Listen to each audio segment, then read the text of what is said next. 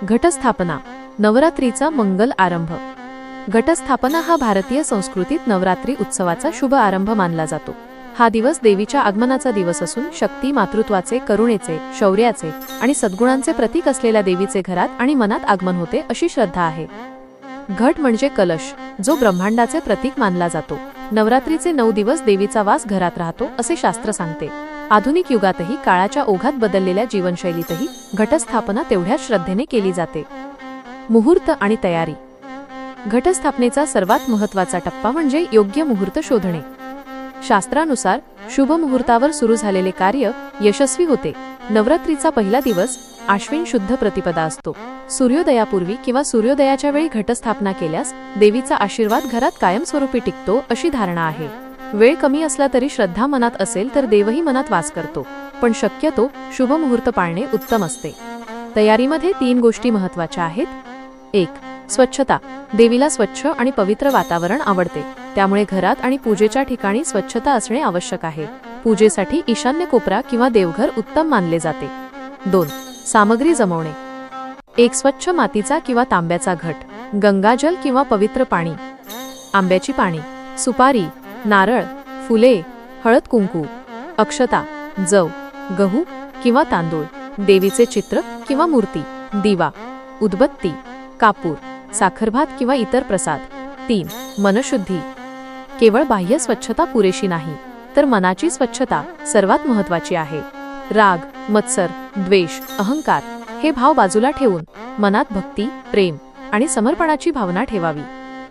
पद्धतशीर घटस्थापनेची प्रक्रिया। नवरात्रीच्या पहिल्या दिवशी ठरलेल्या मुहूर्तावर श्रद्धेने आणि भक्तिभावाने घटस्थापना केली जाते। 1. पूजेचे स्थान तयार करणे। स्वच्छ केलेल्या जागेवर लाल किंवा पिवळे कापड अंथरावे, कारण हे रंग देवीला प्रिय आहेत आणि ते शक्ती, आनंद व मंगलतेचे प्रतीक आहेत। कापडावर तांदूळ किंवा गहू पसरावेत, कारण धान्य समृद्धीचे प्रतीक आहे। 2. घटाची स्थापना। मातीच्या किंवा तांब्याच्या घटात गंगाजल किंवा पवित्र पाणी भरावे, त्यात गंध, अक्षता, फुले आणि पंचरत्न किंवा पंचधातूचे तुकडे टाकावेत, ज्यामुळे घट पवित्र होतो। घटावर आंब्याची पाने लावावेत आणि नारळ ठेवावा। नारळावर हळद कुंकू लावून ओम किंवा स्वस्तिकाचे चिन्ह काढावे। 3. देवीचे आवाहन। घटासमोर बसून देवीचे मनोमन आवाहन करावे। हे अंबे माता, आजच्या शुभ मुहूर्तावर मी तुझं आवाहन करतो। माझ्या घरात, माझ्या मनात, माझ्या जीवनात तू वास कर। माझ्या कुटुंबाला सुख, समृद्धी, शांती आणि आरोग्य दे, अशी प्रार्थना करावी। 4. नवधान्य पेरणी। घटाभोवती जव, गहू किंवा तांदूळाची पेरणी करावी।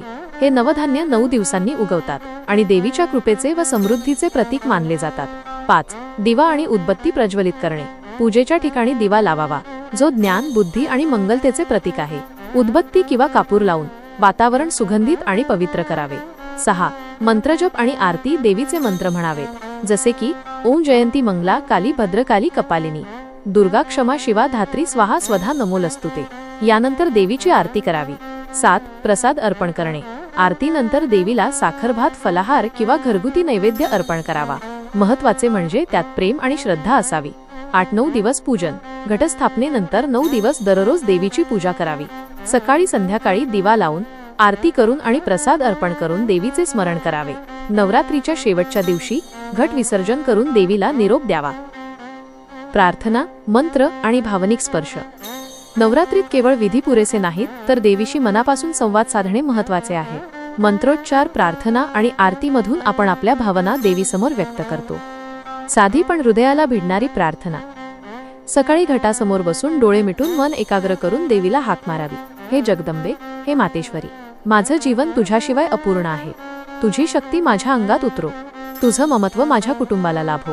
संकटांचं ढग दूर होवो। आनंद, आरोग्य आणि समृद्धीचा वर्षाव होवो। शक्तिदाय मंत्र। रोज म्हणता येणारे काही सोपे मंत्र।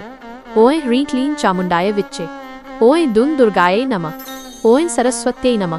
हे मंत्र मनातील नकारात्मक विचार दूर करतात आणि मन, घर व वातावरणाला पवित्र करतात। आरतीचा भाव। आरती करताना देवीचे सौंदर्य, तिचे स्मित, तिची करुणा आणि शौर्य अनुभवत गावे। जय देवी, जय देवी महिषासुरमर्दिनी यासारखी आरती मनापासून म्हणावी। कृतज्ञतेची भावना। पूजा संपल्यावर देवीसमोर हात जोडून म्हणावे, माते, माझ्या छोट्याशा पूजेत काही चुका झाल्या असतील तर त्या क्षमा कर। माझ्या मनातील भक्ती मात्र खरी आहे। ही कृतज्ञता देवीला भिडते. सध्याच्या जीवनशैलीत साधेपणाने पूजाविधी. आजच्या धावपळीच्या युगात वेळ कमी असला तरी श्रद्धा असेल तर पूजा साधेपणानेही करता येते. एक लहानपण मनापासून पूजा. वेळ कमी असल्यास सकाळी घटासमोर फक्त एक दिवा लावावा, 5 मिनिटे ध्यानधारणा करावी आणि औंदून दुर्गाये नमः 21 वेळा म्हणावे. देवीला थोडे फळ किंवा गोड पदार्थ अर्पण करावा. केवळ एवढे केल्यानेही देवी प्रसन्न होते, कारण तिला विधीपेक्षा श्रद्धा महत्त्वाची वाटते. 2. तंत्रज्ञानाचा उपयोग. मोबाईलवर देवीच्या आरत्या, मंत्र आणि पूजा व्हिडिओ सहज उपलब्ध आहेत. वेळ नसेल तर यूट्यूबवरून आरती लावून घरात ऐकावी. 3. पर्यावरणपूरक पूजा. घट विसर्जन करताना नदीत टाकण्याऐवजी घराच्या बागेत किंवा कुंडीत करावे. मातीचे दिवे आणि नैसर्गिक फुले वापरावीत. 4. कुटुंबासह पूजा. नवरात्रात कुटुंबातील सर्वांनी मिळून पूजा केल्यास भक्तीचा आनंद वाढतो. मुलांना मंत्र आणि आरती शिकवावी. 5. दानधर्माचा भाग. शक्य असल्यास गरजूला अन्न, वस्त्र किंवा शिक्षणासाठी मदत करावी. खरी देवी करुणा आणि सेवा आहे. मंगल संदेश आणि पूजेचे सार. घटस्थापना ही देवीशी झालेली मनाची गाठ आहे. 9 दिवसांच्या पूजेनंतर देवीला निरोप देताना आपल्या आयुष्यात तिचे आशीर्वादाचे छत्र कायम राहो अशी प्रार्थना करावी. विधी संक्षिप्त किंवा पूजा साधी असली तरी भक्ती कमी होऊ नये. नवरात्रीचे संदेश. पहिला दिवस संकल्प करा. दुसरा दिवस भक्तीने मार्गावर चालू लागा. तिसरा दिवस संकटांना घाबरू नका. चौथा दिवस धैर्य ठेवा. 5वा दिवस शहाणपण आणि ज्ञान आत्मसात करा.